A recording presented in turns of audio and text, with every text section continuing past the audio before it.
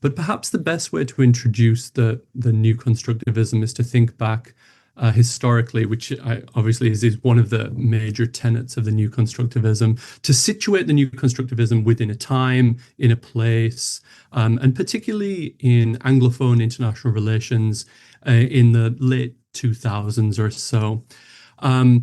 I think that's important. I think that's a central aspect of all constructivist work. It should be historically situated, real people, real time, real places, real problems, not sort of abstract theorizing in the first instance, even about itself.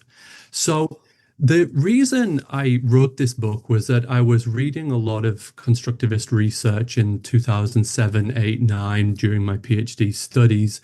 And that was at the time when the early sort of inklings of the practice turn were emerging in the work of people like Emmanuel Adler and Vincent Pouliot and others, and also the relational turn, people like Daniel Nexon and Patrick Thaddeus Jackson.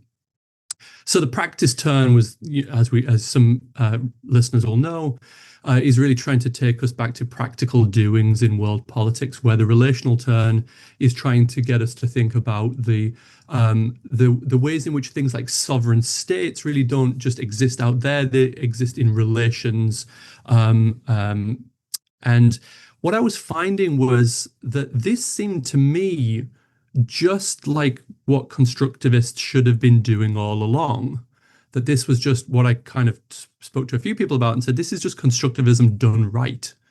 I tried that kind of idea on before I took on the idea of the new constructivism.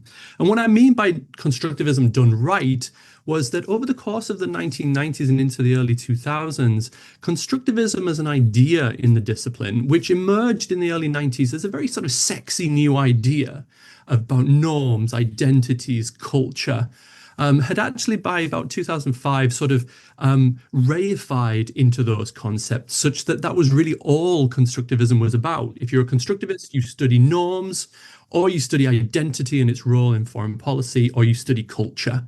And that's kind of it.